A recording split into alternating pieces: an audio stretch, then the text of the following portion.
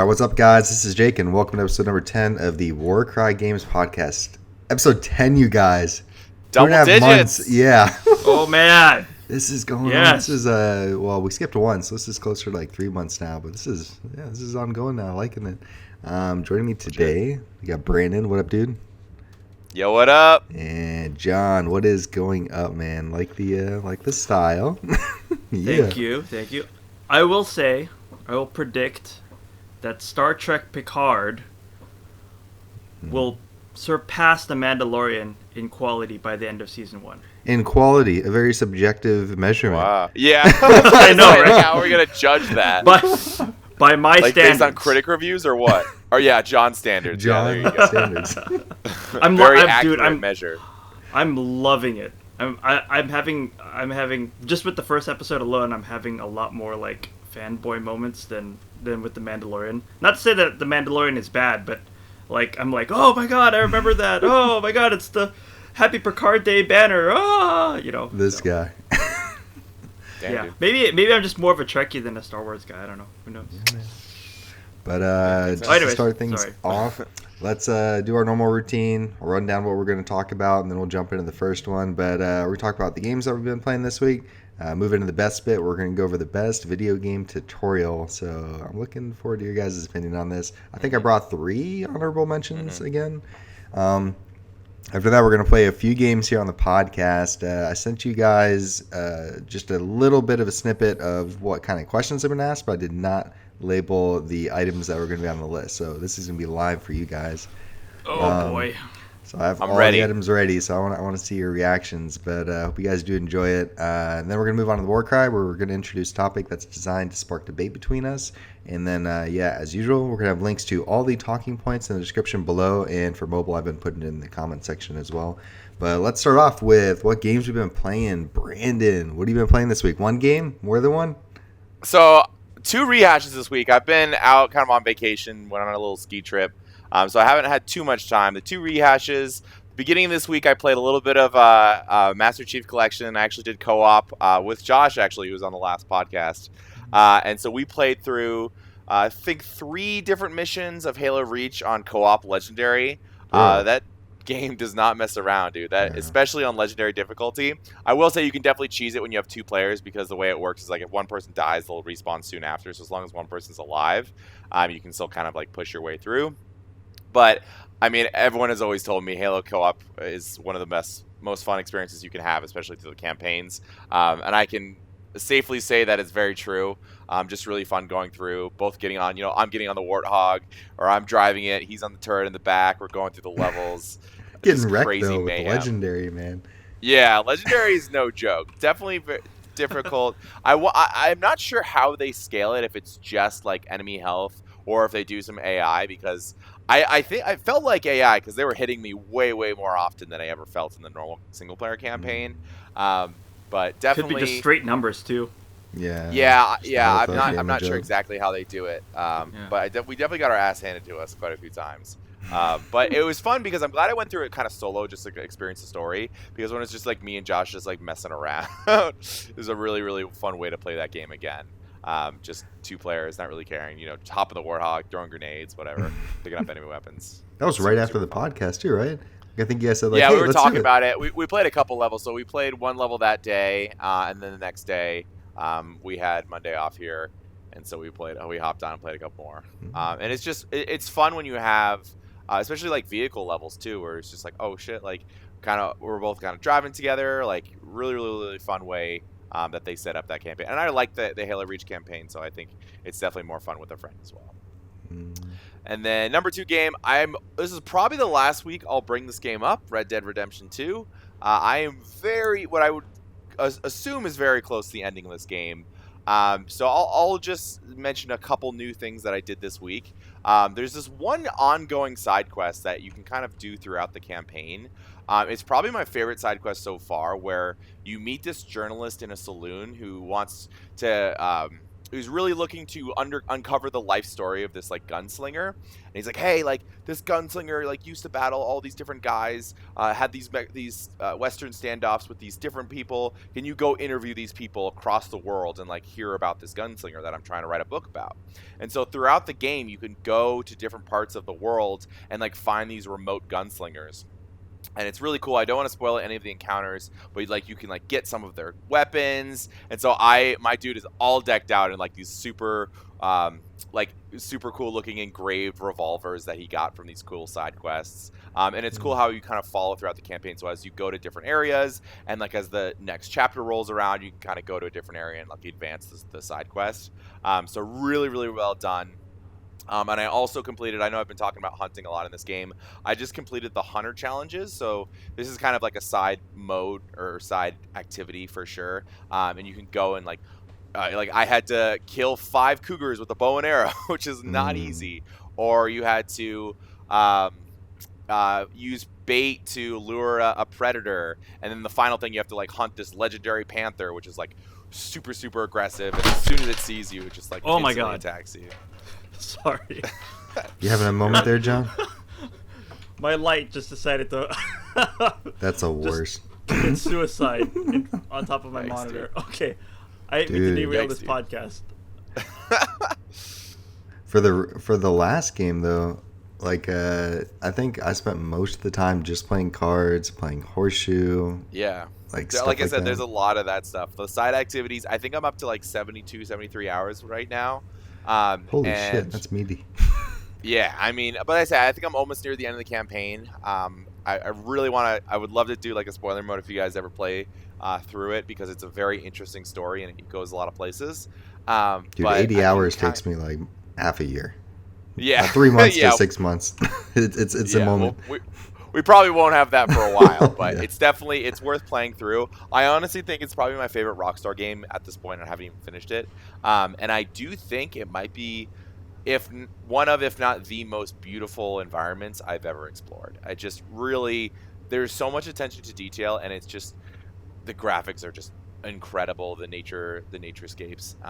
And I'll actually send you some screenshots. I've been uploading some to Steam. There's just some amazing vistas. I'm such a sucker for like mountain views and things like that, and so I continue to go back to like the mountain areas, and it just blows me away every time I'm going through it. Plus with that PC upgrade, I bet it looks better than ever. It looks real nice, running smooth as butter. Man. So that also helps like my experience. But so I think I'm near the end. I wanted to ask. So a lot of people complained initially that there was a lot of like downtime in the game when they're trying to do exposition. There was just a lot of like talking when they're on horseback. Yeah. Did that get in the way or anything? Was it as bad as a problem as people thought? It's a huge part of the game. It's a huge part of the game. Now it's interesting too. Like, if someone's an impatient gamer and they're like, I would just want to be doing I want to be shooting every 5 seconds. Like, I want to be robbing someone every 5 seconds. Like, the story mode would drive you insane, right? To me, I actually really, really appreciate those quieter moments. And again, it really helps that the game is beautiful, so well animated, such a beautiful environment, that when I'm just on horseback talking to someone else, it is like a really, really nice break from the action. And so it's cool because you like hop on horseback, you'll ride on your horse all the way to town with someone from your camp and your crew, and you'll talk. And what's also great, I think I mentioned this before, incredible presentation, voice acting. And so while they're having that dialogue, like, you're really getting a sense of who this character is. And as 70 hours through, you're like, wow, like, I've seen this character change. One of the characters, I don't want to talk too much, but like, there's a woman in camp who you're introduced early on. You don't really know much about her, and her arc is probably one of the best arcs I've seen in these types of games in terms of like what she's fighting for, how she changes throughout the story. And you really get that piece by piece, because every time you do a mission with her, you're like, oh wow, like learning more about her, like why she's with this camp, like what happened, like all this stuff. And you really see that transformation. And I think it would be hard to have that level of impact if it was just like, okay, here's this woman, here's a cutscene, action, right? Like, you're really growing with these characters. They do a really good job of making it seem like this is a a progressing story that has weight and has the little moments that add so much to the end all package. I want to say agree that with like you. That's a big part of it. Yeah. Yeah, I want to say though that like I don't think that would be possible. I don't think the level of impact on you or on the audience would be possible if Rockstar's voice acting wasn't so good. I don't know what is it that they do with their voice acting, but I mean it's always just great. With the Grand Theft Auto games and whatnot. I mean, it's money, dude. That's what it is. They actually pay their voice actors. DA money, man. Yeah, I mean but I'm sure. I mean, with money and budget, I mean I don't know how long Red Dead Redemption 2 is in development. It's got to be a few years at least. And so I just think they're one of the studios that, I mean, every time they release a game, it sells like crazy. I mean, since GTA 3, I would imagine. And so it's one of those things where they know that they have.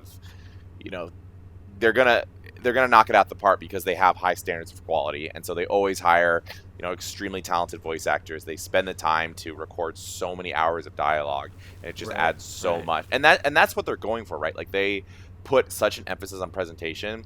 It's interesting. Like you can talk. We'll probably get to this later in the Warcry, but I'll just tease it here. Like you talk to someone like at a Japanese developer like Nintendo, right, who are so focused on gameplay first, and so they start with the gameplay, and like that is the most important thing. I would be surprised if Rockstar starts with the gameplay. I would imagine Rockstar probably starts looking at setting, tone, presentation, those types of things first and foremost, because that is what I walk away from being impressed by. About you, John? On this game, dude. I mean, I love it, man. Like I said, my favorite Rockstar game. Not too much on the update. It's been a busy week for me. Hold on, let me just, as a side note, you know, my light just committing suicide has left 2 significant gashes on my monitor, and I can't stop looking at it now. Oh and no! I feel terrible. Yikes. Yeah, but anyways, okay. Good time to go monitor shopping. Got it live. Yeah, that's an excuse. I was like, oh, this is a good excuse to go monitor shopping. So, not too much on the gaming front today, or this week, rather. I know I was out last week. But, you know, just playing that my lovable playing game, Skyrogue. Skyrogue. On the Switch. What was I playing? Yeah. I know. You know, Death Stranding, I'm about to hit 100 hours on there. Do you think you're close to the end? Oh yeah. I'm stalling now. I'm just stalling. You know when you get to those games where like you just don't want it to end. And I know. Just do the side quests, and you're like, I don't want it to end. But it's like, final mission's right here, but there's an herb on the other side of the world. I feel like I should go to that herb. Time. Yeah. I'm doing extremely mundane tasks. So I finished. There's a road that spans throughout the entire central region of the game. And it takes a lot of resources just to build that road. But I just completed it for shits and giggles because I really don't want to continue with the story. I'm afraid that it's just going to end. But anyways, it is what it is. About to hit 100 hours. Loved every minute of it. So, yeah. And I think the big one this week was Call of Duty. There was a huge update that came out for the game. Yeah. I haven't talked about Call of Duty as my main game in a while, but it's just frustrating when you have this huge download that your PlayStation 4, just prepares for you and says, okay, well, we have to update it. 13 gigabyte download. I'm like, all right, sweet. Oh, yikes, let's do it.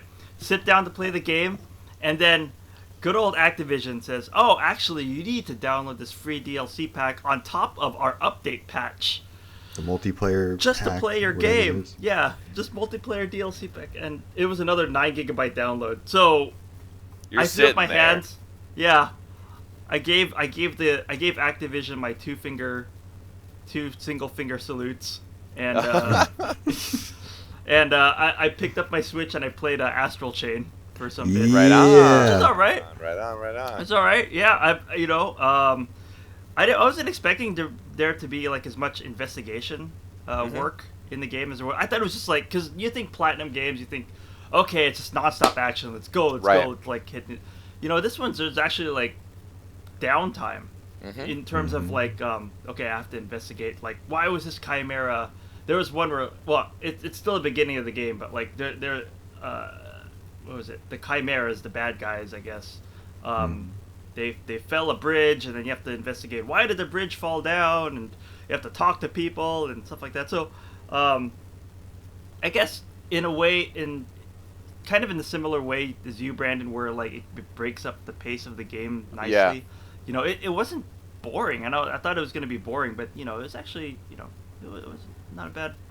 Dude, they do that really well too, because like there's going to be, so right now you're doing detective stuff. There's also going to be puzzle solving moments where it's like your side missions where you just have to, and then on top of that, there's say something heavy hits or something tone hits or something big in the story hits, or in between breaks of like, not really arcs, but whatever you would say, between your next big mission, so it will change the tone. So if everybody's sad, you're going to be playing happy missions. If everybody's real happy, maybe you'll play something a little bit more low key. Like the actual missions that you without getting they break it up really well. Interesting. So like they do change the pace pretty well. I think they do that very, very good. So just so to round out my list a little bit, I played a little bit of Jedi Fallen Order. Nice. So I can continue a little bit with the story.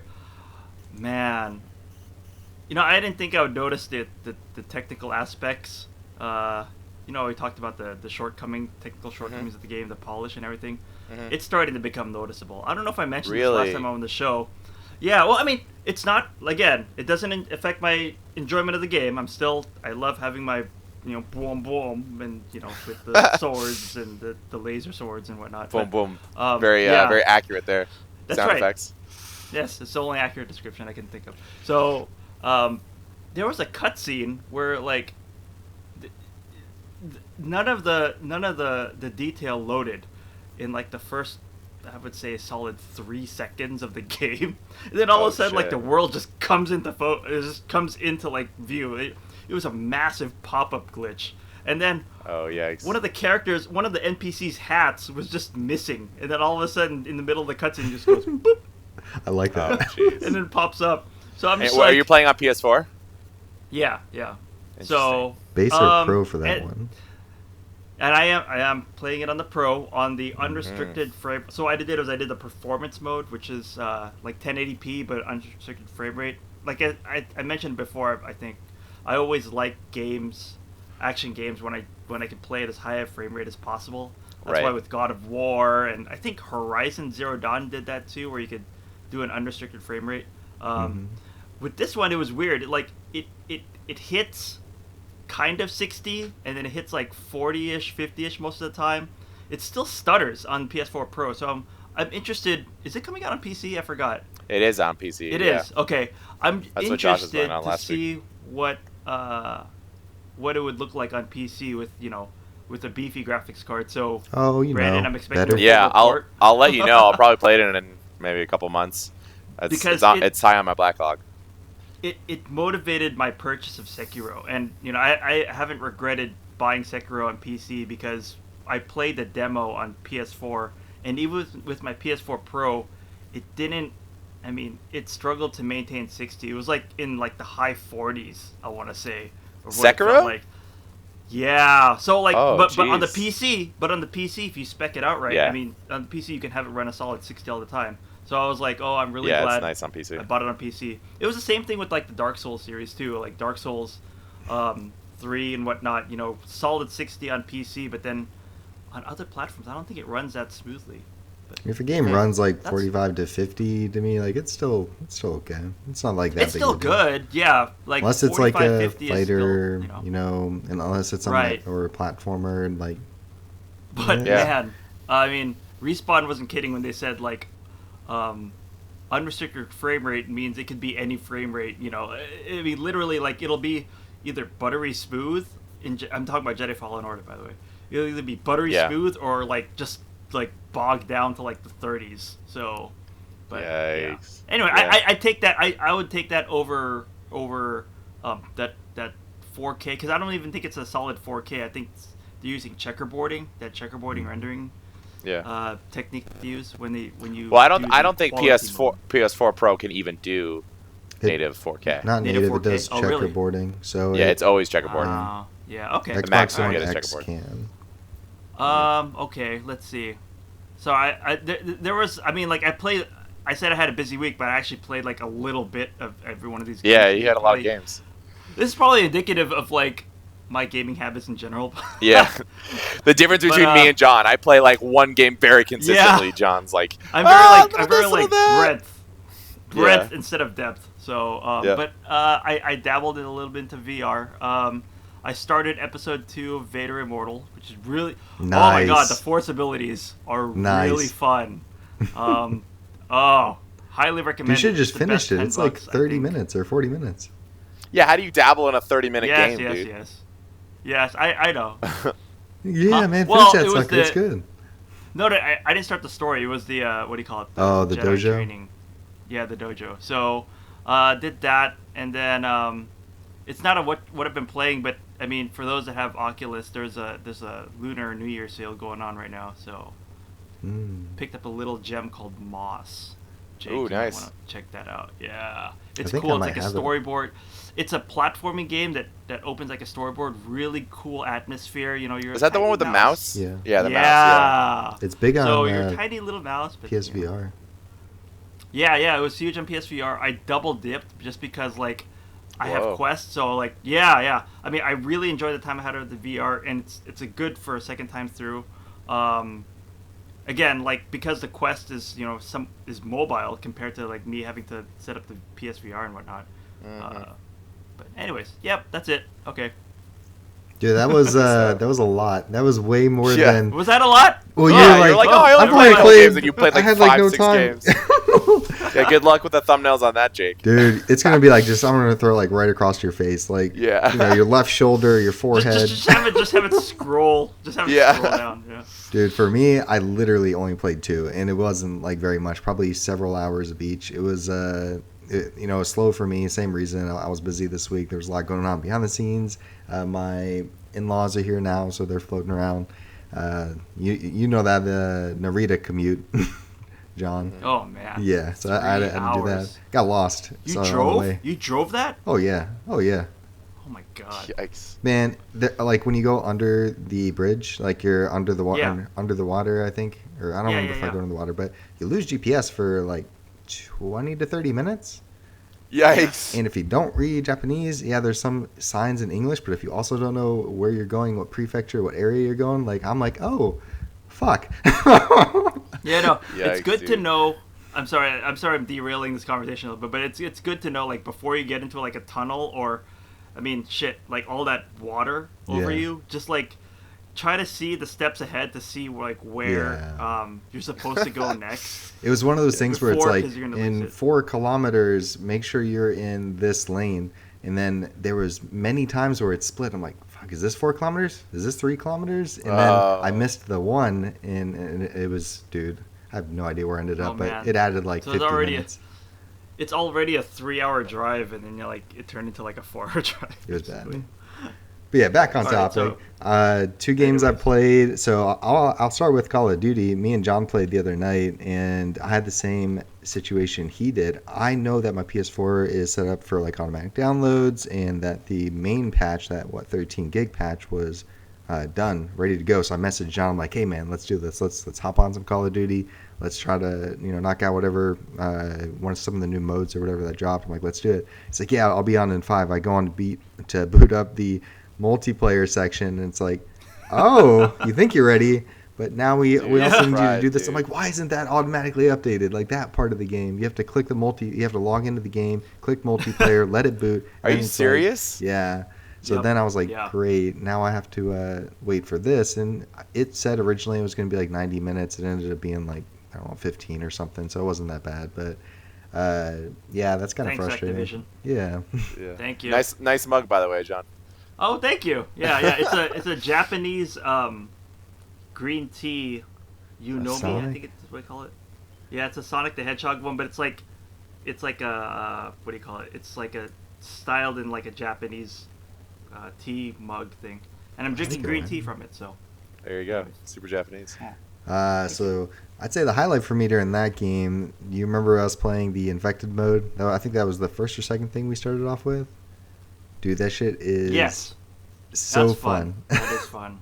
So you start off like fresh. You start off alive. There's one or maybe a couple other infected on the map. Everybody else is alive. It's like Halo zombies. Yeah. Same thing. Yeah, and so they start swarming him. My favorite part was like, say I die, and now John's on the other team, and we're in a party still. I'm like, John, I'm coming for you. I know where you are. I know where you're waiting. Yeah. No hiding, buddy. And it's just so fun. Did we talk about this? Do your weapons still level up? Oh, I don't know, because they give you the canned weapon or whatever one they're going to give you. They give you the weapon. I would assume it does, because in gunfight I would like to see that mode. I would like to see that mode where you would use your own loadouts. Maybe it'd be easier to kill all the enemies with, because the goal is to give you less of a chance of survival, because it gives you whatever ammo you have. You could always balance, like the guys that are infected, just beef them up even more, give them more health points or something. Yeah. Right? Yeah. I don't know. I just feel like it's like driving somebody else's car. Like, I feel like, it's familiar. I know how to use these weapons, but then they aren't my loadouts. Yeah. So we can't always have what we want, right? That's pretty much it. I played a little bit of Call of Duty there, and then the only other game I've been playing is know it. Dragon Ball Z Kakarot, dude. So I probably got another, 4 or 5 hours into the game. I'm 12,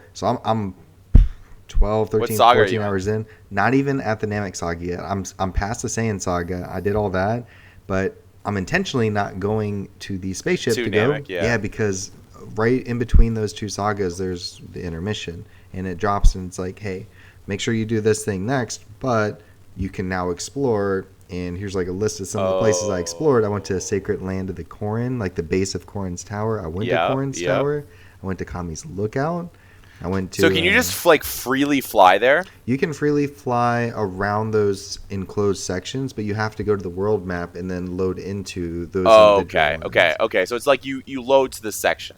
Yeah, or like if you fly high enough in the air, like you keep going up, it'll be like, oh, you're in the world map now. Where do you want to go? Oh, I want to go to Kami's Lookout, and then it'll descend you into Kami's Lookout, and then like you're flying like towards it, and then you just take control. But there, for PS4 at least, there's a decent amount of loading time.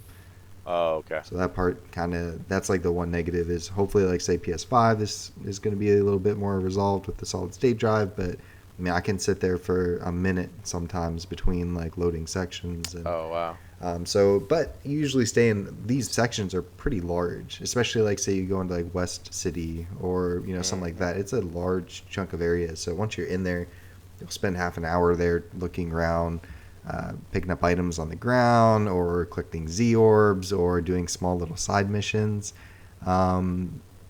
This one thing was pretty cool. So do you guys remember? Oh, I know John's not like a big DBZ fan, but Launch. Yeah, I do. Yeah. I do know Launch. She sneezes, her hair goes from blue to blonde, and her temperament changes. And she was big in like Dragon Ball. She was only shown like twice in Dragon Ball Z, like not much. Yeah, and filler episodes. Yeah, and Toriyama like straight up admitted that he's like, I kind of forgot about her. Yeah, there was a quote line, and this game kind of plays on that. It's like they'll approach her, they'll get close to her, and he's like, oh, Launch.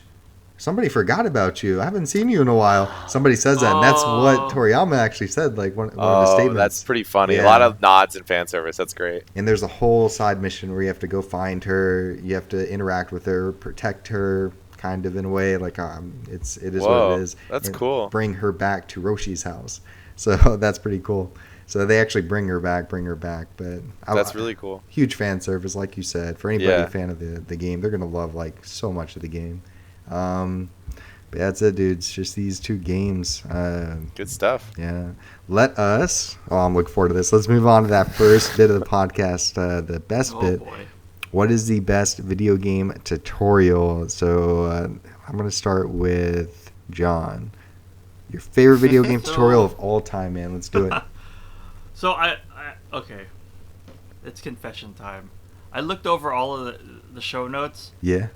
I couldn't come up with a single game that I thought, oh man, this game had a real awesome tutorial. But I want to say in general, my opinion is that the games that do the best tutorials are the ones that hide it.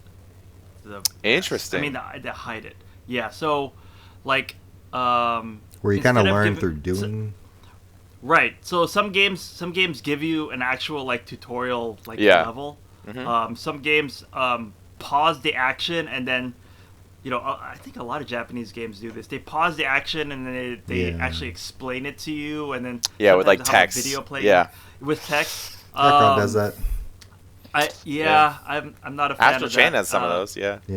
Astral Chain does that too, so it might be but Jedi Fallen Order did a good job of they tried to hide it as much as possible. So maybe I don't know. This is terrible because I can't think back far enough. But Jedi Fallen Order, I guess.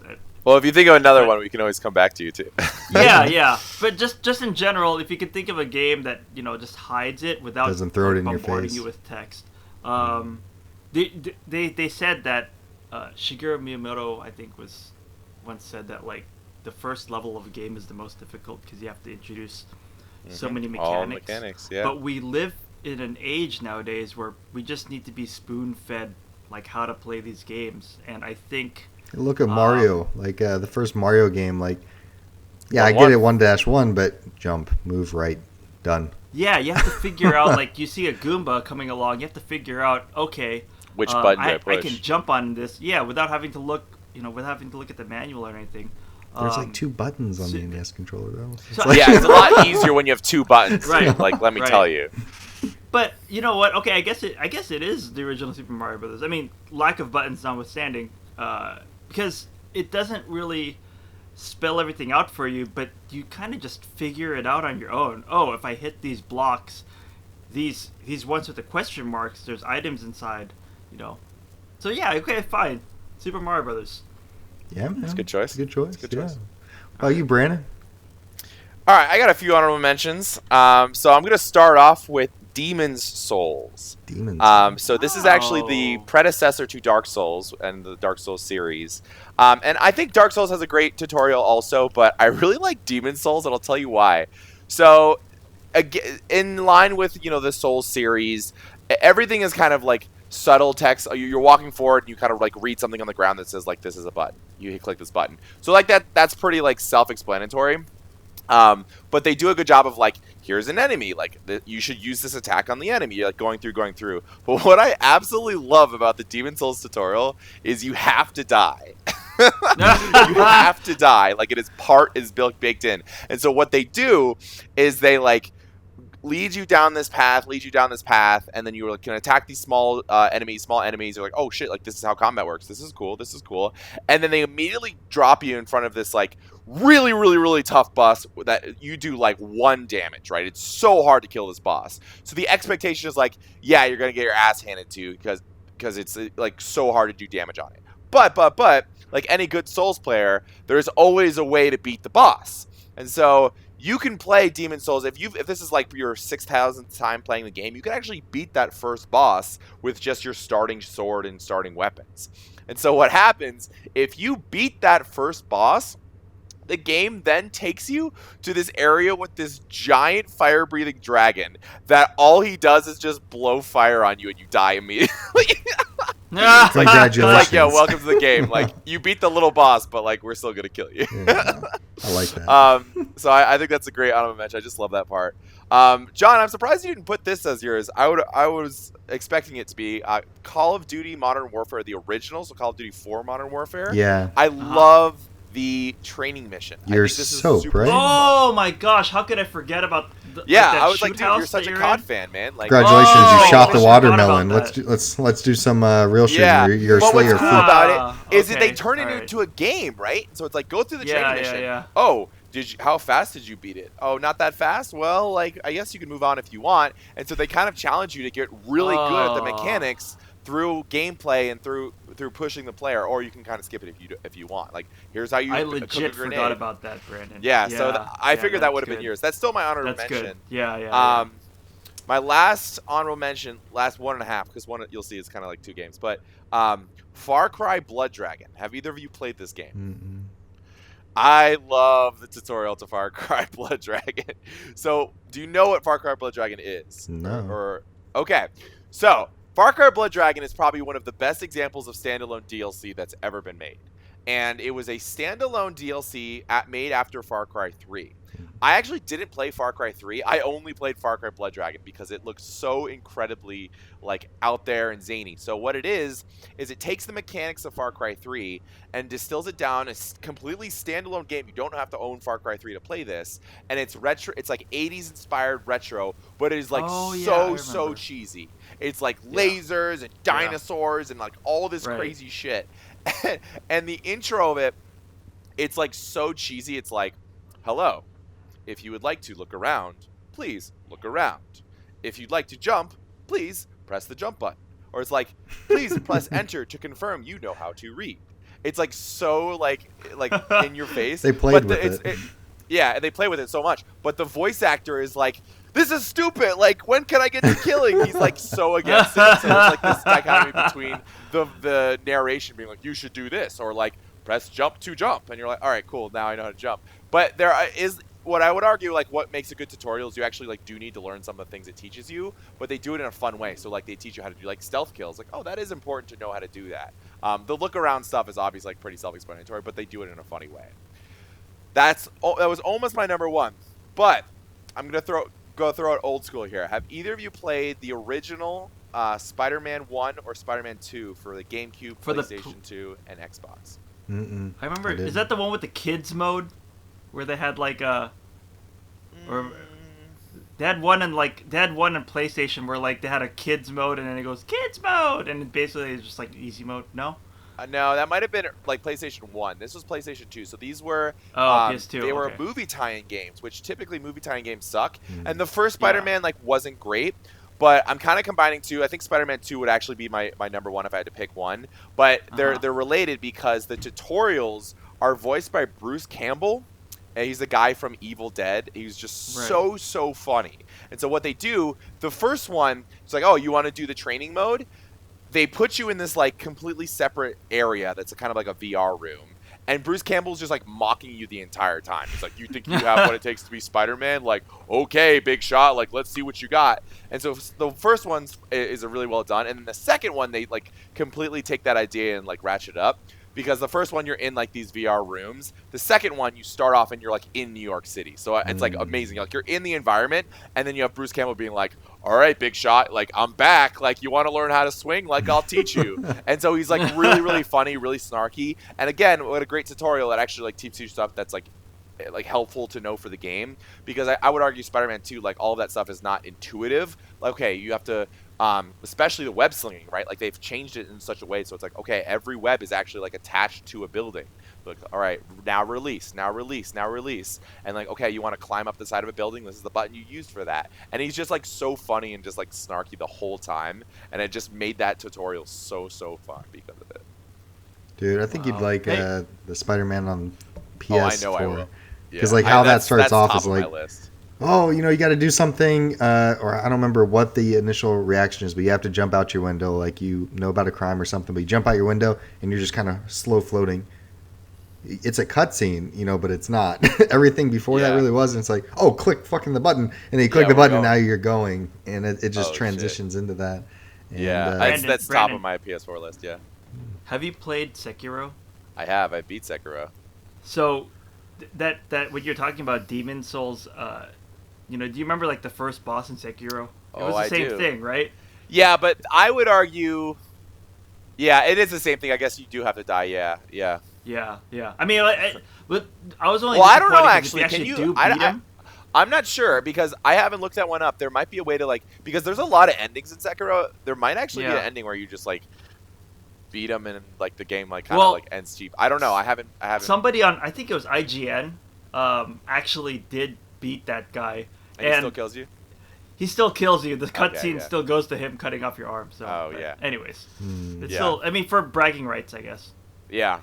I guess, they took that over. I'd say Demon Souls was like the OG, but yeah, it's like that from software where it's like, hey, dude, this game is going to be hard. Like, welcome to it. It seemed, when you mentioned that, I was like, oh, it must be a From Software thing to do that. Yeah, very much so. Not to derail the conversation much, but man, I hate it when games do that. Like, okay, you beat the boss. You straight up murdered that boss, and then it goes to a cutscene where you die, or a cutscene where it's like, come on, man. Yeah, it should be like Chrono Trigger, where like if you go straight to Lavos at the beginning of the game and beat him, guess what? You beat him at the very beginning. You have the best end. I think it was the best ending, right? If you went at the very beginning, it was just you and Marley. Yeah.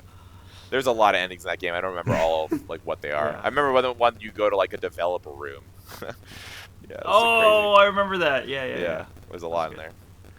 Well, I'll go through mine real quick. Honorable mentions for the best video game tutorial. Small shout out to Xenoblade Chronicles 2, and only for the fact that it was so damn long. 20 hours into that game, I'm still getting tutorial boxes. Prompts. Yeah. Exactly. I don't know if that counts as a tutorial, but sure. It's like, dude, hey, did you know that you can check out the battle system? Do you know about the different elements? Do you know how to pop them? And it's like, man, I'm 20 hours in this game. Why am I still getting this pop-up? Yeah. That was just like a deep in that game. Holy shit. Yeah. If you really wanted to learn that game, like, you have to kind of dive in. But Uncharted 2, this is... So I've never even played the game, but I don't know if you remember, Brandon. It's awesome. Never played the game, but this is my game. Like you're right on the train that's derailed. It's awesome. You made me play this. Like you came over. Oh like, yeah. So that's what it was. Like I've only played the opening because you're like, you got to boot it up. You got to boot it up. You got to play this. And I was like, okay, I'll try it. Clicked it, and then it's like, oh shit, this beginning was pretty cool. It's like the train crashes and you're climbing through the seats, and you're falling out the window, and you have to climb up the side of the train, and this thing keeps falling down, and I'm like, holy shit. I remember that. So I've only played the Uncharted games are masters at set pieces. But so this next one, it's an honorable mention, but it was almost my number one, similar to you. Ooh. Fallout 3. You guys both played this? I'm assuming. This is a great this is a great tutorial. Yeah. This is a good pick. You literally start as a baby. Like, you're this baby, and you're growing up through, like, small time skips in Vault 101. During these, you can kind of move around. You can interact with the environment. Once you get a little bit older, you can talk with other kids. You can talk with adults. Your dad teaches you how to shoot a BB gun, I believe. So, like, that is a really good way of how to... Oh, this is how you shoot. Your dad teaches you. Yeah. You know, this is what's going on. Tunnel snakes, you know, you have to have that interaction with them. Like, you kind of do, like, your NPC conversations. Like, all this is building that story before shit hits the fan in the beginning of Fallout 3. And so I was like, you know, that's a pretty cool, like, intro. Very clever way to do it. But that's an example of what I was talking about. It doesn't handhold you. Yeah, it feels natural. It's just like you're a baby. You're stuck in this playpen. Okay, look around. You know, like you're bored. You're not doing much. Oh, click. I can. But my number one that actually trumps it out is Detroit Become Human. And really? So I actually like this. That beginning investigation. Yeah, the very beginning part. So the tutorial itself, the setup to the scene itself is really, really cool. I do like how you kind of start to get a feel for what the characters are, how the androids work, but you start off as Connor, like John said, for the investigation. You're a detective android. You're investigating this, like, murder scene. So you just walk in, and everybody hates you. You know, like, oh, it's a fucking android guy. You know, like, so you don't care. You're just an android. You're just trying to go there to see the scene. You learn how to make small choices. The very first thing you see is this damn fish flopping on the ground. Okay, your first choice is sit down, lean down, pick it up, put it back in the broken fish tank. That was a result of a struggle, and there's your first little clue. Obviously, there was a struggle in the home. This is like your first decision. You're like, okay, this game's decision making. Do I pick this damn thing up? Do I not? This is the easiest, like, first easy thing that you're gonna have to do. Whether or not you're gonna chat with the police to gather more information, you can kind of wander around. So it's telling you, like, hey, go look around, you know, and then it's your choice to, like, decide what to do. How to do it, how, you know, prompt in boxes, it's not there. It's just when you walk up to somebody, it gives you an option to chat or not. If you get near an item, it gives you an option to interact or not. But it throws you immediately into a pretty intense hostage situation. Yeah. Immediately. So it's like, hopefully you did walk around. Hopefully you did ask some questions. Hopefully you paid attention. Brandon, you're gonna like this because it's like I know. Life is Well, this is what they showed in the E3 demos. Yeah. Okay. So you've seen this. So that's kind of what it is. And then it's like, okay, shit. This is your intro to what this game's gonna be like. Within like 15 minutes or something like that, 20 minutes, you know, small decisions, gameplay, and then impact that your decisions, what you just did in that first little bit, is gonna have on the next little bit. This is how this game's gonna play. So I liked it. I thought it was pretty cool. But good choice. Yeah. Nice, man. I'm thinking we should move into the next segment and titled DIHU. So this is going to be Does It Hold Up? Let's play a game, guys. I love this. This is a great idea for a game. So do your games hold up, or do games from your childhood actually hold up, or I guess in John's case, like middle age, you know? Hey! Yeah. Heard that. But like, do they hold up to the standards today? Long story short, dude, like if this thing was released today, if any of these games were released today, would they still hold up? Would they still be considered good games? That's the big focus on this list. I have 15 games here. I'm gonna run down them. Let's go through them. You guys say 15. like, this shit was released 2 days ago. Would you play it? Would you buy it? Number 1. All right.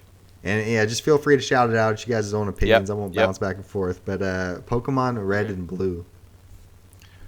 Ooh. Ooh. Yeah, I'd say it holds up. You think? I'd say it holds up. Okay, John. I wasn't interested You when I never was were. a junior in high school when it came out, and I still wouldn't be interested in today. I think, like Brandon, same thing. It kind of holds up. But yeah, I mean, if you weren't interested then, yeah, it's different. But it's the same formula that's being played now is being played then. Yeah. So yeah. They've remade it twice. Yeah. Right? But I think the core appeal of finding and catching these creatures is what makes it hold up. Like, could they improve some of the small gameplay things? But I mean, walking around, exploring the world, talking to people, I mean, that's pretty typical from an RPG perspective. And so, like, I still think that's enjoyable to date. What about GoldenEye 007 on the N64? Ooh. Oh, no. It wouldn't hold up today. That's one of those ones where, like, that's those rose-colored sunglasses games, you know. Yeah, it was good at the time, but there's just been so many improvements to the FPS genre. And the game runs at like 20 so. frames per second or something. It's Less like than that during heavy scenes. Yeah. It doesn't. Yeah. I think it goes down to 7. I think it goes down like as low as 7. God. It's Dark rough. is worse. If they completely remade it, maybe, because I think some of like the gameplay choices from like the single player mode might be interesting, but the game as a whole, probably not. I agree. Yeah. What about Need for Speed Underground 2, Xbox or PS2? You don't know if you guys played that? Is that the one where like it's got that? I think I played the first one, not the second one. Oh, I don't know the difference from the first one, but go up next to somebody at a light, and you can like race them. You can decide to race, and you just keep going down a city. Yeah. There's one it was just a straight line versus the actual like races. You know, maybe. Yeah, I mean, hell, they still really solid in your answer there, John. You know, like all these games are just like you just think about it and you're like, you know, at the time I was really, maybe it should just be that's like, what it is. You gotta get rid of nostalgia. It's all about playing it today. Yeah. I haven't played it, so I can't specifically vote on it. So I think it does, because I mean the controlling mechanic of moving a car around, it's not. I mean, unless you're a huge enthusiast, but it's not that much different. The formula is from what it is now. It's still kind of like. I think the only thing that will hold up is the fact that every car sounded like a Ferrari. Yeah. Right on. I don't know. I mean, just go back. I'm pretty sure they just used a Ferrari and recorded it. But I mean, all the cars sounded awesome. Yeah. That might hold up. Hey, you know what? There you go. Ferrari sound effects, still fun. All right, guys. Yes. What about Secret of Mana? I put this one on here intentionally. Oh, yeah, Jake. you did. John, why don't you go Jake, first? Because I think Jake and I are going to have the same answer. Okay. Yes, but with an asterisk. Oh, Okay. If they fixed a lot of the technical problems, if they did well, because they you can't say yes with an asterisk, dude. That's why we said not like a GoldenEye remaster, not like and like nothing that has been as is. They're already remastering the third one. But I love this game, guys. I love But this if game. you played it today for the first time, would you buy still this love game if it was released? That same game, exact same original game, it was released 2 days ago. Oh my god, 12-year-old me is gonna be so pissed off, but I'm gonna say no. I think I'm guessing we're the same because we tried it. Jake and I tried this because I had heard so much hype about this game for so long, and so we played it on your Super Nintendo Classic or whatever. Yeah. And we were like, oh yeah, it's gonna be co-op. It's gonna be so much fun. And we were both like, we played like 2 hours of this game, like 2.5 maybe. We got to this like first boss, like second boss or something, and it was just like so cheap with the mechanics. And we're just like, dude, like this is not that fun. I wasn't like really invested in the characters. Like I wasn't really like drawn in by the world. Like the graphics looked cool because I was like, oh, this is gonna be like multiplayer, like Chrono Trigger, or multiplayer Zelda, or something like that. And it was like neither of those. No. Not like that. Oh my gosh. What about? I'm destroying. Jake, you're destroying our childhood. That's what I'm going for here, man. That's the whole point of the game, dude. All right. Shit on your childhood, the game. Banjo-Kazooie. Ooh. You know what? Yes. I think so. I did this one because I know Brandon just played it recently. I played it recently, yeah. This is interesting. Does the collectathon genre even hold up these days? Like, that 3D platformer collectathon? You know what? I actually did enjoy it. I played it for the first time, I think, last year. And I think what holds up most about this game is the charm. Yeah. I think the atmosphere. Right. Yeah, it's funny. The music is great. What is still really fun are the different abilities you get, like flying with Kazooie, like getting that launch pad, and like running with the invincibility. Like the way they design those levels, there are different sections and challenges that make it really fun. And so I think, I mean, the worst part of it may be some camera issues, but I had a blast playing through it. Definitely camera issues, but like overall, I agree. I think that charm, like any game that either brings a unique aesthetic, like art style to it, and the gameplay itself was kind of fun, or if not in the example of Banjo-Kazooie, I just meant like in general, but Banjo-Kazooie bringing like their charm like that, like that's going to hold up over time versus just something more generic. But I like it. I mean, I still played it. I played it like last year as well. I played on the channel, but yeah. What about Star Fox on the Super Nintendo? Ooh, Jake. I love Damn you to hell, Jake. He knows all the games to pick. These are good choices. I thought that John was putting this one on here. Okay, so I actually am one of the few that like this version more than the 64 version, even though the 64 version had a lot more improvements in terms of like the free range mode and everything. But I think it's just because I want to say yes. Oh, God, I want to say yes. If I saw this, because I would be like, man, you couldn't pay me to play that. No, but I mean, because there's so there's a lot of facets, but one of them is the voice acting in the 64 version was like, I mean, maybe it was corny intentionally, but I liked how like in the Super Nintendo version they just kind of go and you just kind of accepted that, well, this is a different galaxy, so they speak different languages here and stuff like that. and like the abstraction, way to I don't know, contextualize it. Right. I mean, the abstraction of like the low polys and everything like that, where your imagination kind of has to fill in the blanks a little bit. I mean, that it still has a little bit of that in it. Has a better soundtrack than the 64 version. It's a different guy that did it. Ooh. But goddamn that frame rate. Fuck me. Yeah. There's a hack for our listeners. We're not hacking. This is all about release. Well, right. But if you are interested in this, there is a hack for the ROM. Actually, for the emulator for the ROM, that like you can overclock. You can fake an overclock of the Super FX chip to correct all of the frame rate issues. But anyways. Moving on. Yeah. Golden Axe arcade version.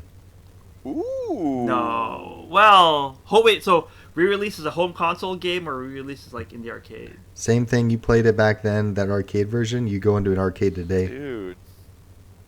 Yeah. Okay. Yeah. Then I'd say yeah. Jake and I played this. This is super fun. That's why this is on the list. They have like, if I remember correctly, can't you like mount different like raptors and things? Am I thinking? Yeah. Yes. And then you can like have a fire breathing raptor. Oh, dude, the magic, dude. Yeah. I think a lot of those side-scrolling beat-em-ups really hold up, especially in co-op. Well, so it's funny you mentioned that, because if I ever have like a large house, or if the wife would ever let me.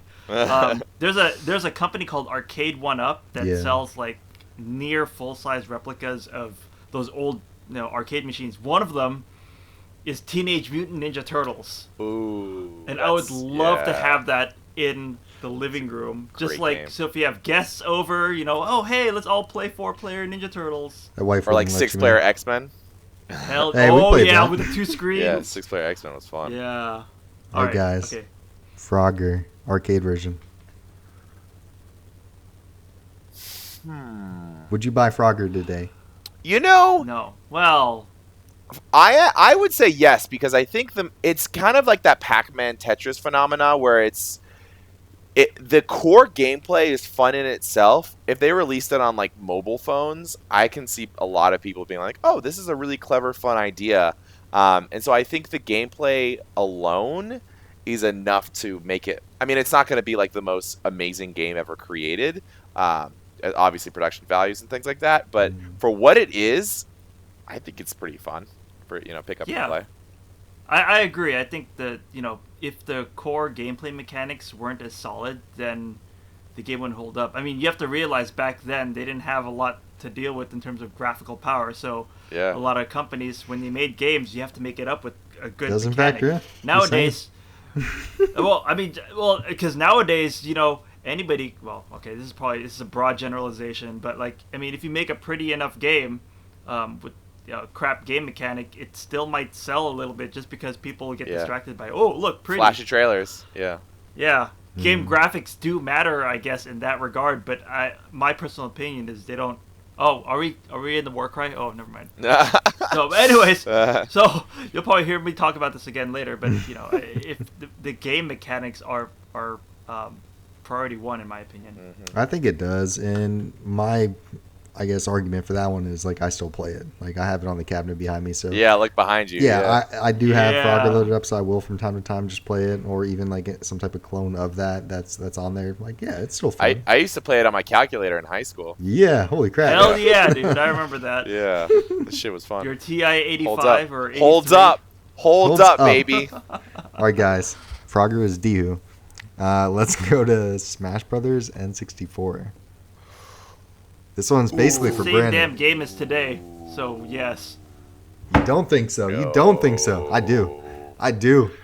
I think Melee, yes, but Smash 64. It's very interesting you pick that specific version.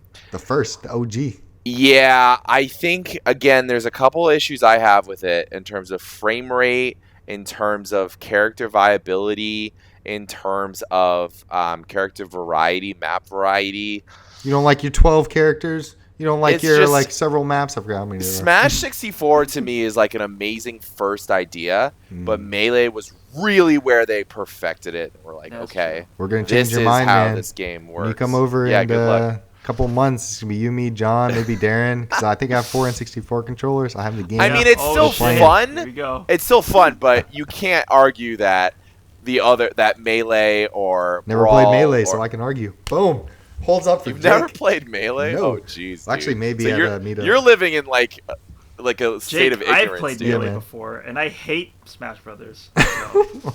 You're living in a world of ignorance, dude. See, you know what that's like? That's like playing the carbon copy version and being like, "Oh, it totally is great," right? And not knowing the actual pure masterpiece. That being said, that 64 version. Sorry. I just want one more thing. That 64 version had a really great commercial. Do you guys remember it? Yeah. I can't see me. Yeah, and it's Mario just all elbows, beating each other. Yeah, I remember, dude. I remember. This segues into the next game pretty well. Super Mario Kart. Ooh, yeah. I think. Yeah. Yeah. The Mario Kart games, because you got to think about the gameplay of Mario Kart versus the gameplay of Smash Brothers, right? It's not. Mario Kart gameplay hasn't evolved too much. You're still turning left and you have jumps and crazy tricks and stuff in the new ones, but there's this arcade feel to Super Mario Kart that makes it great for time trials and still great for multiplayer, and some of those multiplayer maps are still really, really fun. But again, comparing it to Smash Brothers, I just feel like Smash Brothers it is fun, but holding up today, like, I don't think you could compare that to a modern fighting game and still think it's fun. I think you could compare Super Mario Kart to a modern party racing game and still think it's fun. It's still the same core mechanic. You're right. Yeah. Yeah, I agree. It still holds up. I don't think Mario Kart does. I played it recently, and it's that first one. It's hard. I played it as a kid and remember loving it, and even with my rose-tinted glasses, no. Like, I played again. It's hard. It's just the controls funny. I do like, obviously the concept of all the characters. Like, I do like how it still plays similar, but I would much rather play the N64 version. I think that holds up better. So, I would pick N64 version as well, but I think they both hold up. I think 64. This is similar to me to Star Fox, but I think Star Fox had more issues that I wouldn't play Star Fox today. I would play Super Mario Kart today. Okay, yeah, I agree. I think, just like you were saying, Brandon, with Smash, I think the 64 version of Mario Kart introduced a lot of things and fixed a lot of things, like the drift mechanic, the drift boost mechanic. I think that's big in that game. That was huge in 64, yeah. So, but, man, Jake, god damn you. Yeah, I'm going to ruin you guys' childhood. We just rename this segment, let's shit on our childhoods, Jake. Yeah. Let's rapid fire these last four. Cool. So just whether or not you guys think these last four hold up, and then we'll go into the next controversial one. So this one, Oblivion. I never played it, so I can't say. You guys never played Oblivion? Okay, so we'll go with mine. I don't think it holds up as well. Secret of Monkey Island. I know at least Brandon's played it. Oh, I've heard of this game, but I've never played it. No. This point and click, probably not these days. No. Controversial, but no. Definitely at the time, it was fun. I enjoyed it, but I watched some gameplay of that, like preparing for this, and I was like, I think the game mechanics of the old point-and-click adventures have evolved to like your Life is Strange's or your what do you call it? Walking Dead. What's that one? Walking Dead. Yeah, the Telltale games. So it's just evolved. Yeah. Witcher, first title. Never played it. No. I played 2 hours of it, 3 hours of it, and didn't like it. I was turned off the Witcher series until. Yeah, Witcher 1 is like, I would give it maybe a 7, but Witcher 2 and Witcher 3 are so much better. Are they all CD Projekt Red? Yeah. Oh wow! It was the first 3 games they worked on. It's crazy to think. And then they finally hit their stride with 3, I guess. Yeah. I would argue they hit their stride with 2 because the jump in quality from 1 to 2 is so impressive to me. Again, it's going from like maybe a 7, maybe even like 6 range on the Witcher 1. Like really cool ideas, good story, but really bad gameplay execution. 2 is like an 8, maybe even a 9. Like really, really well done action game. Really? And then 3 is like 10 out of 10, like one of the greatest games ever made. Yeah. So it's crazy to watch the progression throughout that series. The finale of DIHU. Doom. OG Doom. Oh, well, actually, you know what? No. I'd say yeah. I mean, they re-released this game just recently. Yeah, it's just you think it's so? just There's like something it was. satisfying about it's fun. Just killing zombies, and I think the level design of Doom also really lends to this. I mean, obviously there's so much better games out now, and it's the first-person shooter genre is way bigger, but like it's still fun. The core gameplay of Doom is still fun. I still like the first level of the original Doom. That had a pretty good atmosphere of it. Like just looking in the background, you're on Mars, but then like just if you look outside the window, it's like this misty, cloudy like landscape, which means they probably terraformed Mars a little bit. So I guess maybe. John's looking into the RP behind everything, dude. Love it. All right, guys. That does it for... That's the only way to like quell the depression. Yeah. That'll be another segment, man. Yeah. Let's move on to the next one. This one is going to be I or I. So, inspiration or infringement. And the idea for this came from Genshin Impact. I don't know if you guys have seen any gameplay of it. Super similar to Breath of the Wild. Holy crap, you guys haven't seen this? You guys have not seen this? Impact. Okay, well, this is going to be overlaid. I've seen Genshin Impact. I mean, yeah. Dude, you wake up just like Link does in Breath of the Wild. This thing floats next to you. Like, dude, this is like almost the climbing mechanics, the floating mechanic. Like, really? It's dude, you got to look I'll at this. Have to check it out. Yeah. I mean, it's very similar. I mean, it's it's basically Breath of the Wild with waifus, right? Yeah. That's what it is. Yeah. Oh yeah. It's waifu Breath of the Wild. So if you want to get your Even waifu more. fix, boys and girls. So obviously this game draws inspiration from Breath of the Wild, but does it cross the boundaries into infringement? With a wave of Metroidvania, Souls-like games that are successfully selling on the market these days, where's the threshold?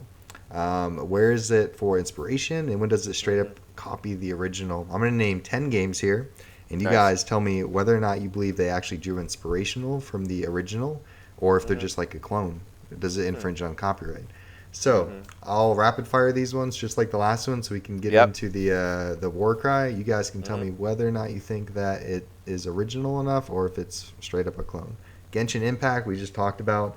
To me, it's a clone, but I still want to play it just because I love Breath of the Wild. It's kind of like playing. You want the waifus? Yeah, dude. Just be honest. I'm thinking of playing it just because of that. Like, there was like, you guys remember this? Like, a guy in I think China like destroyed his PS4 over it and gave them the finger. In protest. This was so it was so funny, but I'll still play it. Yeah. Is it coming out for Switch? I think they announced a Switch version, didn't they? I don't remember. I know for sure PS4, but I'm amazed I haven't heard this game. Holy crap, man! What about The Surge? Never heard of it. Haven't played it. Yeah. I think because of the setting, it's probably different enough from a Souls game. Just from what I've seen of it. So I think to be a infringement, really, it has to be like so close in terms of like environment and setting and things like that.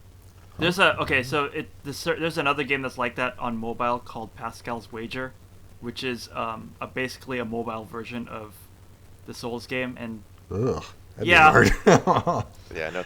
Well, they said you have to use a controller for it, but I mean, I would say inspiration. I mean, if it's like Pascal's Wager. Then... So if that's what you think, let's go for the next title, Lords of the Fallen. Oh, dude, this is infringement. Yeah, I played this at your place, Jake. You like it? I don't like this game. Like, I thought it was decent, but like it was basically like copying Souls, but not being fun while doing it. Yes, that's my feeling of that game. Oh, ouch. Yeah. So if you think the Surge is different enough, I think Lords of the Fallen is not, or doesn't bring enough new I to agree. the table. I agree. Lords of the Fallen is like copy clone as much as you can get. Okay. Next one. I haven't played this, but I've seen a lot of gameplay of it. PlayStation All-Stars. You know, I actually don't think it's a clone. It's obvious that they're trying to rip off Smash Brothers, but they like made the gameplay different enough. The problem was by making the gameplay different, I think they made it not fun. So they should have just made in their effort to not be a clone, they made it not fun. So it's definitely not a clone, but it's also not fun. That sucks. That's like what exactly makes Smash fun? Okay, let's take it out. Yeah, because you have to kill people with these like supers, and so like people's supers are all different. So it's like someone's super is super good. It's like, you know what I mean? Like it just makes it so it's like kind of weird, the mechanics in terms of like this guy and like do this crazy move, and you have to do that move to like get points. Yeah. I'll give you guys a softball for the next one. I'm assuming, but Hollow Knight. Oh, inspiration. There's no way that you could say Hollow Knight's a clone.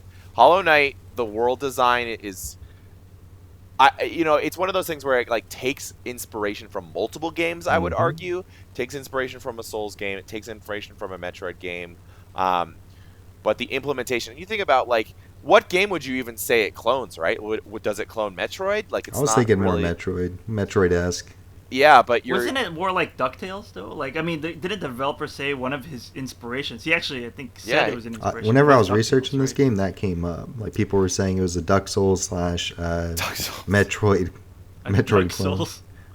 Yeah, I didn't even see Dark Souls from that, but I get it. It's difficult as shit. You know, the boss battles are kind of intense. But I think the difference is Metroid, you're shooting things. Hollow Knight, you're slicing things. Also, it's a small difference, but like, that's just one example of like it's not. I agree. Metroid. Yeah. Like I said, it was kind of a softball. What about I know this one is. I know John's played it. I think Brandon even backed it. Bloodstained Ritual of the Night. Inspiration. You think? So the same guy that made. Yeah, this is hard. This is hard because you can infringe on yourself. I think Bloodstained is a clone of a Castlevania game, but the only people that can clone a Castlevania game are is Igarashi, who like made the original, Yes. who made So, Symphony of the Night. So I think this is definitely a clone. It's like a really well-made Castlevania game in today's day and age. Yeah. It's basically Igarashi basically was like, how far can I get away with this without Konami suing me? Right. Yeah. Yeah. That's the thing. I've got just another game, if it's not on your list, that's very similar to that. Interesting.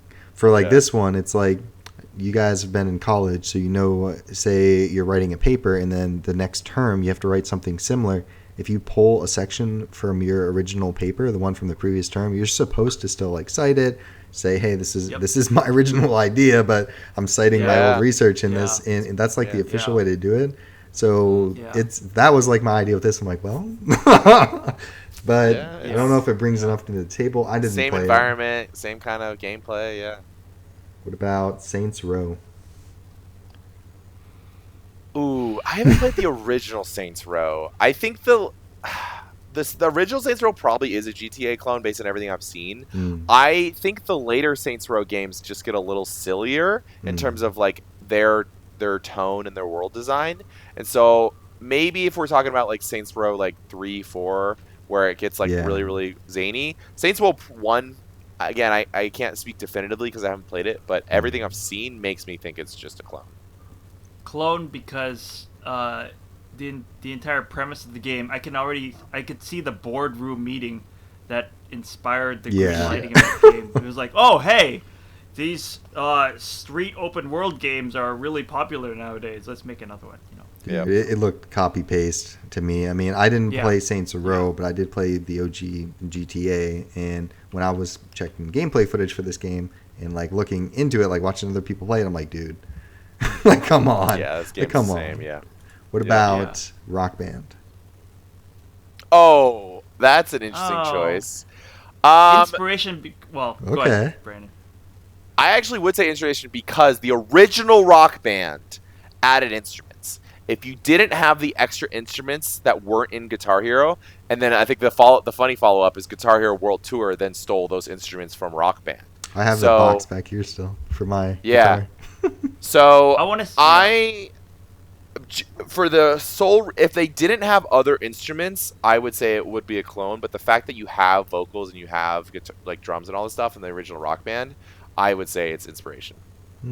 So let's not forget that even the original Guitar Hero was inspiration from Guitar Freaks, which was a Konami Beatmania game. I didn't know that. So I mean, for those that don't know, Konami made a whole series. They basically started the music genre called Beatmania back I've heard of Beatmania, in the 90s.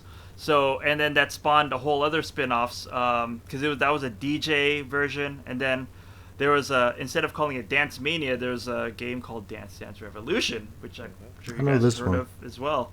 But one of the games that didn't really reach the United States, it stayed mostly in Japan, was a game called Guitar Freaks, which was plastic guitars, just like Guitar Hero and whatnot. It was mostly Japanese songs.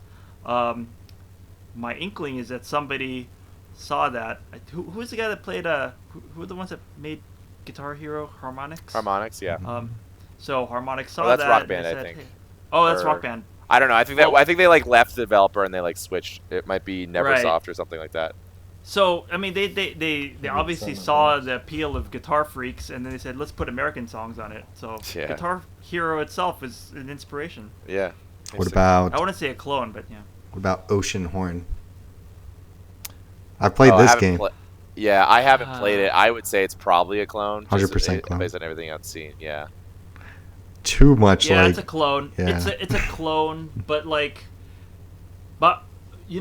for me, the line between clone and inspiration is that if it builds upon the original to the point where like it has something to add to it. Yeah. Just like how Rock Band had the extra instruments and everything. So, but isn't I mean I think it's weird. Like if it has nothing to add to the experience, then it's definitely a clone. And it's just like a worse, inferior version. Or if it's worse. So, and in this case, it's a clone. It's not a bad game per se, but I mean, come on. What about Darksiders? from like God of What War. is it a clone of, or is it? It's not. I wouldn't say Darksiders is a clone, and the sole reason being because it actually takes inspiration from multiple games. So it takes inspiration from God of War, but it also is a lot like Zelda in terms of the dungeon design. It's got a little bit of that Prince of Persia platforming. So I'd say it's a mix of multiple games. It's definitely not unique. It doesn't add anything to the action RPG formula that people are going to look back and say, oh, that was like, completely unique. With maybe the exception of like the setting and world design, that's kind of unique. But so yeah, if I had to pick something that makes it not a clone, it's definitely the world design for sure. So I think like what I take away from all this, from hearing your guys' response and my thoughts is, if it's fun, it's not a clone. That seems to be like, oh, I like that. It was good. I think Darksiders 1 is actually pretty fun. It's not it's not incredible, but it's a fun game. Like I'm glad I played Darksiders 1. Yeah, Oceanhorn. I mean, it's a clone, but I mean, it's not that it's not fun. I didn't think it was fun. Time with it. I played the couple-hour Dower on Switch. Couldn't do it, man. Couldn't do it. I was like, man, this is kind of clunky. This is very, very similar to, like, say, Wind Waker. This is very similar to other games, but not as good. And it's like, hard quit. You never want that feeling. Yeah. Let's just agree to disagree. Yeah. Oh, well, that's fine, dude. I'm joking. I mean, everybody's got their different own opinions here. Yeah. Different opinions, dude. Opinions. Yeah. But with that being said, great segue for the war cry. Yeah, great This is designed to spark debate. Opinions, guys.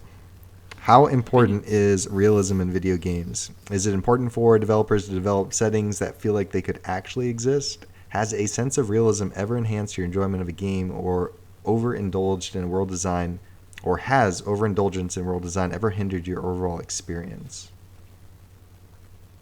I'm thinking, for me, it's not as important. I guess unless it's trying to convey something to you, like it wants a player to be like emotionally connected to something, then it needs to have a little bit more realism, or it's got to be a little bit more plausible in cases. I can play an over-the-top game and have just as much fun as like a down-to-earth one. The first examples I immediately think of would be like, me and John are playing the Call of Duty game, the single-player campaign. B-Ray is going to be playing it soon, so I'm not going to go too much into it. But the part of the game where you play from Farah's perspective seems super real to me and hits home. Like, and I appreciate the like realism that went in that game. All that game is pretty real, realistic. But over the top, I can play an Astral Chain, I can play Bayonetta, I can play God of War, and although it has like a tinge of realism for like say God of War, because like the father-son connection, everything else around it is not, and I can still have like a really, really great time with it. So for me, I mean, I don't think it's important because I can have fun either way. But what do you think? John? I think, I mean, just like with any other genre, I don't know. I have to agree. Actually, I think with any other genre, the reason why we play these games is to escape reality, right? There's that term that you always hear with movies called suspension of disbelief. Mm-hmm. So, Fast and Furious, like the Fast and Furious, the first one. I mean, it's a ridiculous movie, but do people still enjoy watching it? Yeah. As long as nobody actually thinks anything that they do in there is real. Mm-hmm. Same thing with video games. I mean, we play these games to escape reality and to imagine worlds beyond our own. Even if it's a reality that mimics the one that we have now. So, for example, like with Call of Duty, mm-hmm. There are still things in Call of Duty that are there not because of realism, but they're there because of gameplay mechanics. The stippled grip tape that I add to the palm rest of my pistol isn't necessarily going to make my aim down the sight speed faster, but in the game it makes sense because they need an attachment on there to make me aim down the sights faster. So, yeah, I mean, it's not necessary, I don't think. But don't confuse that with yeah. Anyways, we'll just leave it at that. So I've got a question for you. So Call of Duty being an interesting example. So do you think it would be frustrating? Because I know when you fire an actual gun and you reload an actual gun, you empty a clip and then you reload a clip. the way that reloading works in the majority of first-person shooters, if you fire one bullet, you can then hit the reload button, and then you can just like completely change out that one bullet. So I posed that question because I'm actually on kind of two extremes of this, depending on the type of game I'm playing. If you're making a Mario game or you're, Nintendo, a super fantastical, like the guy can jump like 3 times what he's supposed to be able to jump. If that's the type of game you're making and you're a gameplay first type experience, then realism, I don't care, because obviously, like to me, the game is more important. If the developer is clearly trying to develop a lived-in world. So open world games, action RPGs, the From Software games, like those type of games, realism actually, I do notice realism, and it does either improve or diminish my experience. So I thought of this question because of Red Dead 2, and I think Red Dead 2 is probably the best example of realism I've seen in a game, because as you're walking through that world, like everything seems like it has a place, and there aren't really mechanics that are in there just to be video game mechanics, or if there are, they're not many, right? Whereas I'll play some other games, I mean, like arcadey games where you have like infinite ammo or like things like that, like even things with like the Metal Gear series where there is like a big sense of realism, but then at the same time there's like, oh, like why is this in there? Oh, just because video games, right? And I think it's fun, but it really breaks my sense of immersion when I'm in the world. It makes me think that like, oh, this sense of world design that they're going for is completely, lost because of this one gameplay thing that they had to add. And it's interesting because I see the benefit, like, yes, this is built to add to the fun factor, but at the same time, like, if you're going for a fun factor style game, I think you should really go for, the gameplay, and like that's the Nintendo side of it. So you need to disconnect from like trying to build this super, super realistic environment. The more time they spend to build a realistic environment, that's when those little cracks really stand out to me. It's like, oh, obviously, like, this couldn't be real, or this doesn't make sense in the game design. This doesn't make sense in the world. Like the Call of Duty reloading. The Call of Duty reload thing. Another example, I love Dark Souls 2. I think it's a great game. I love Dark Souls. Very realistic. Series. Yeah. Well, no. let me say realism in terms of. I view realism in terms of like the realism to the game world. Yeah. Like you're talking, if the guy has like a spell, like whatever. I'll give you an example. Like the level design of Dark Souls 2, there's like this infamous part of the game where you like go to like the swamp thing, you're like go to a castle, then you go underground, like a really, really, really, really you like get in an elevator and go underground like 100 feet, and then all of a sudden you're in like an area with like a lava and like a castle, and you look up and there's like a sky above you, and you're like, that makes no sense. I just came from a swamp that was supposed to be like above where the elevator was.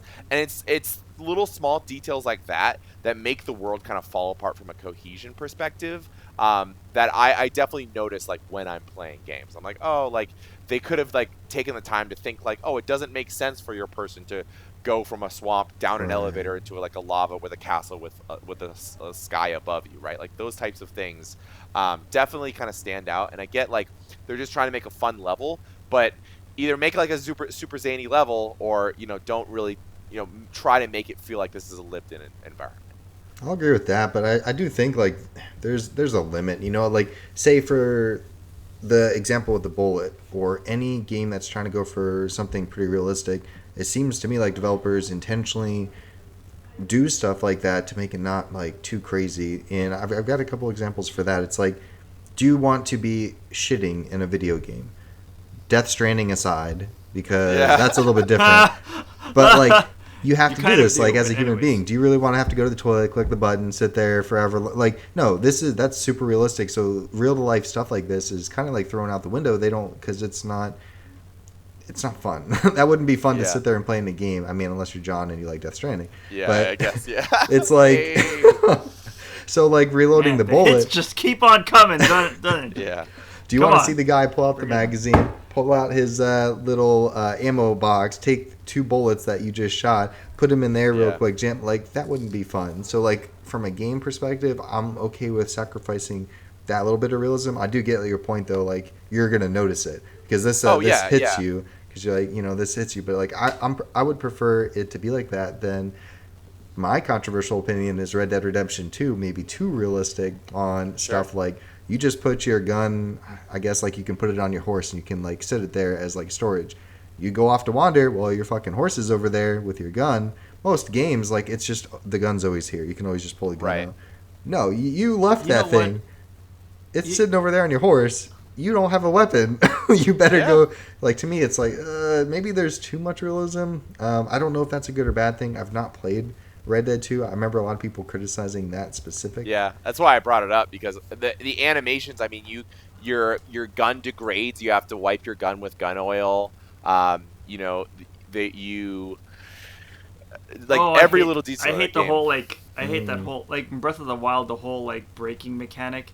That kind of annoyed me at first. I get why they did that, but although I would argue the Breath of the Wild braking mechanic is not realistic. It's because it shouldn't die that quick. You shouldn't have force swings. That's I see that as more gameplay than anything. Right?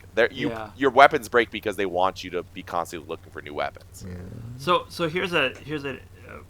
I just thought of something when Jake mentioned Death Stranding, and something that pulls you out of the realism of the game, we're talking about world building and whatnot.